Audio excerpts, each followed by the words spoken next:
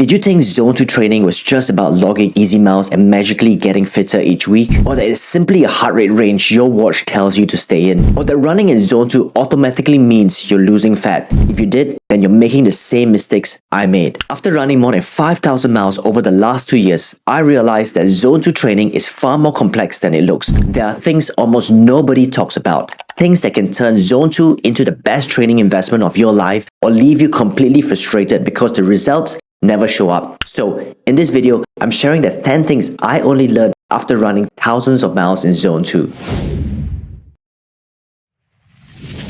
When I started taking Zone 2 training seriously, it felt embarrassingly easy. I had to slow down so much just to keep my heart rate under control that it honestly messed with my ego. What I didn't realize then is that Zone 2 only feels easy when you're unfit. Everything changed when I got fitter. Keeping my heart rate in Zone 2 stopped being a struggle and my pace steadily improved. Over time, my Zone 2 pace dropped from over 7 minutes per kilometer down to around 5 minutes per kilometer. As your stroke volume and cardiovascular efficiency improves, the same heart rate corresponds to faster speeds and higher power. Because of this, what used to be an easy Zone 2 pace can now feel moderately hard or even slightly strenuous. Eventually, spending every day at the top end of Zone 2 can actually be too much. That's why experienced runners often mix lower Zone 2 and even Zone 1 efforts for true easy days. So while it's a sign that your fitness is improving, Zone 2 training actually gets harder the fitter you become. This is the biggest misunderstanding about Zone 2. It isn't simply 60 to 70% of maximum heart rate. Zone 2 isn't defined by heart rate at all. Instead, it's defined by physiology. Yes, heart rate is a useful proxy, but it doesn't always reliably reflect your true metabolic state. True Zone 2 is a metabolic state where your body is primarily aerobic. Fat oxidation levels is near maximal and blood lactate levels stay low and stable because production and clearance are balanced. In sports science terms, it sits just below your first lactate or ventilatory threshold, typically around 2 millimolars per liter of lactate. In plain language, it's conversational pace running. That's why two runners can sit at the same heart rate and be in completely different physiological states. It's also why your own Zone 2 heart rate can shift from day to day due to heat, hydration, stress, caffeine, and fatigue. If you've ever run in heat, you've likely noticed that your heart rate is much higher than in cool conditions, even at the same pace. That's cardiovascular drift. Your heart rate rising due to heat, dehydration, stress, or caffeine. But a higher heart rate doesn't always mean a higher metabolic load. Your heart rate can drift up while lactate stays low, meaning you're still training aerobically in Zone 2. I tested this myself. In cool conditions, my lactate stabilized at 2 millimolars per liter with a heart rate around 135 beats per minute. But in hot conditions, running at the exact same speed and power, my heart rate climbed to about 158 beats per minute while lactate stayed unchanged. Same metabolic state, very different heart rate. Heart rate is a useful proxy, but it's still just an estimate. That's why simple tools like the talk test can be very helpful because your ability to speak in full sentences reflects what's actually happening metabolically. Whether you're staying comfortably aerobic or starting to drift out of true Zone 2. Also, I prefer training to power because it reflects the actual work you're doing, while heart rate is simply your body's response to that work and it's influenced by too many variables outside of training. I used to assume that more Zone 2 automatically meant more fat loss, but that's not quite how it works. What Zone 2 actually does is improve your capacity to burn fat. Repeated aerobic training builds more mitochondria, improves capillary density, and increases the enzymes that transports and oxidize fat. In short, Zone 2 upgrades your ability to use fat. That's why Zone 2 is often called the fat burning zone. But burning more fat during a run doesn't guarantee fat loss. Body fat loss still comes down to sustained energy balance over time. Many studies show that aerobic training can dramatically improve fat oxidation without reducing body fat, unless there's also a consistent calorie deficit. Where Zone 2 really shines is duration. As the run continues, glycogen availability drops, hormone shifts, and more free fatty acids are released into the bloodstream and become available for use as fuel. So, the longer you stay truly aerobic in the Zone 2 state, the more your fuel mix shifts towards fat. But again, that's not a guarantee of fat loss. So the takeaway is this. Zone 2 makes you metabolically more efficient at burning fat during exercise. Combine that with enough total training volume and a modest, sustainable calorie deficit, and fat loss will happen as a result. But without those pieces together, Zone 2 alone is only improving your engine's efficiency but not emptying the fuel tank.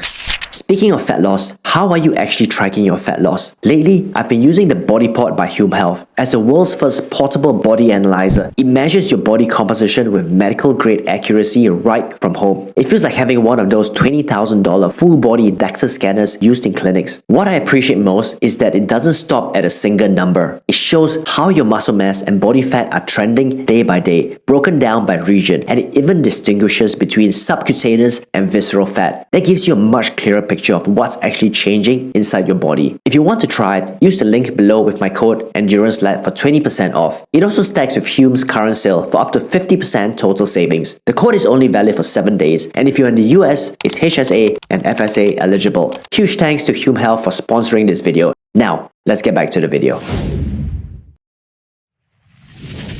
It's a classic trap because it sounds logical. Fasted Zone 2 runs should keep insulin levels low, so fat oxidation rates could be higher, right? That's probably the biggest mistake I made, spending countless hours running in a fasted state. The problem is that burning fat during a run only reflects which fuel your body is using in that moment. It doesn't automatically translate to long-term fat loss. Studies comparing fasted and fat aerobic training showed that when volume is matched, there is generally no meaningful difference in fat loss outcomes unless it is coupled with reduced overall calorie intake. Being properly fueled for your runs support training quality and mitochondrial signaling. Since fat can only be oxidized inside the mitochondria, building more mitochondria matters far more than whether you ate before your run. Ultimately, fat loss is about your net energy balance over time, not what fuel substrate you use during your run. So, if you like fasted runs and they help you train consistently, they can be a tool for you. But if they leave you flat, hungry, or overeating later, they're probably working against you. Run slow to get fast gets repeated a lot all over the internet, and I bought into that oversimplification early on. Sure, Zone 2 training does make you better at running slow, but it won't make you better at running fast. I mentioned earlier that my Zone 2 pace improved dramatically over time, and that's a clear sign that I was getting better at running slow. And while that has some positive effects on your running pace at higher intensities, the biggest gains at Zone 4 or Zone 5 intensities only came when I trained at higher intensities. Research consistently shows that VO2 max and top-end performance improve most with high-intensity work compared to steady aerobic work. Zone 2 builds your base so you can handle faster sessions with less breakdown, recover better between them, and stack months of training without constantly flirting with injury or burnout. So the relationship between Zone 2 and Zone 5 isn't either or, it's complementary. Zone 2 builds the engine, Zone 5 teaches you to take that engine to the limit. Zone 2 training is aerobic fitness you build over months and even years, not days. Progress can seem mind-numbingly slow, but because it's gained so gradually, it's also lost very slowly. That's one of the most reassuring parts of this kind of training. It builds a deep, resilient foundation that doesn't just disappear after a short break. The adaptations you're chasing here are structural and cellular. Those changes take months and years of repeated stimulus to adapt. Research shows that high-end adaptations like VO2 max can drop relatively quickly when you stop training, while the aerobic base and endurance often hang around much longer. That's great because in real life, well, life often gets in the way. Family, work, travel, illness, and injuries can often leave you unable to train for weeks. So that aerobic base, built through thousands of slow, easy miles, has a kind of staying power, and it can be built upon season after season. Yes, Zone 2 fitness takes time to build, but once it's there, it's yours to keep, and that makes it one of the most rewarding investments you ever make in your running. Zone 2 progress rarely shows up as a straight line. In reality, there'll be ups and downs, fluctuations, and plateaus. I've had long stretches where I did everything right, but nothing seemed to improve. Same pace at the same heart rate. And sometimes even worse, slower pace at the same heart rate. Then suddenly, everything clicks, runs feel easier, and pace seems to have improved overnight. Frustrating at times, but that's how adaptation works. Fitness, fatigue, and recovery are constantly interacting, and external factors such as stress, dehydration, and poor sleep quality all have an effect on progression. But with consistency, progression will trend upward. But none of it occurs on a linear progression timeline. You just have to trust the process. This is why tracking trends over months or even years matter more than day-to-day results. Early on, intensity felt like magic to me. Before I developed a deep aerobic base, adding hard workouts can produce fast, noticeable gains. Your pace improves, your fitness jumps, and it feels like you've cracked the code. To be clear, there's nothing wrong with that. I mentioned earlier that high-intensity training absolutely has a place, but the problem starts when high intensity becomes the key strategy for improvement. Science constantly shows that long-term progress comes from repeated, low-stress aerobic work performed month after month. Athletes who rely too heavily on intensity eventually hit a ceiling and burn out sooner, whereas those who anchor training in consistent low-intensity work continue to improve year over year with fewer setbacks. Practically, intensity should sit on top of consistency, not replace it. During race season, high-intensity work helps sharpen your fitness and lets you peak off the aerobic base you've already built. But during the off-season, consistently rebuilding and reinforcing your aerobic base with Zone 2 is what sets you up to break through again next year. Stacking season after season with that approach is what makes you stronger, more resilient, and where you see compounding gains year after year.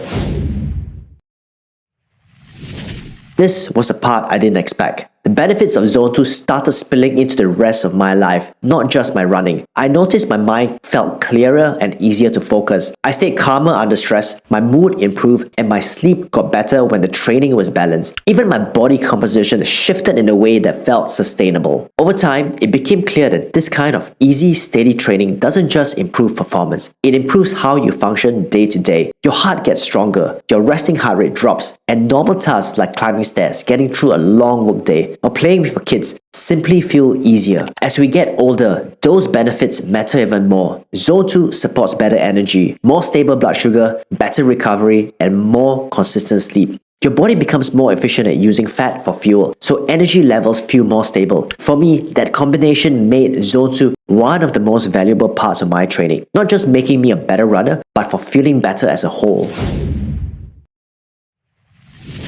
I mentioned earlier that consistent Zone 2 training actually improved my sleep. When most of my running was aerobic and low stress, I fell asleep faster, slept deeper, and woke up more recovered. Research actually shows that the relationship between Zone 2 and sleep goes both ways. On weeks when my sleep was solid, Zone 2 runs felt so much better and my heart rate stayed lower at the same pace. But when sleep was poor, even easy runs felt harder. The takeaway for me was this: good sleep amplifies Zone 2, and Zone 2 supports good sleep. When both are in place, they reinforce each other, and that's when everything really starts to compound. So those are the 10 things I only truly understood after running thousands of miles in Zone 2 after 45. If you're new to Zone 2, don't overcomplicate it, but also don't underestimate it either. The goal is to build a body that can train consistently, recover well, and keep improving year after year. Now, I want to hear from you. Which one of these hit you the hardest, or which one are you currently struggling with the most? And if you want a practical guide on how to structure Zone 2 training for faster fat loss, watch this video next. Thanks for sticking around to the end, and I'll see you on the other side.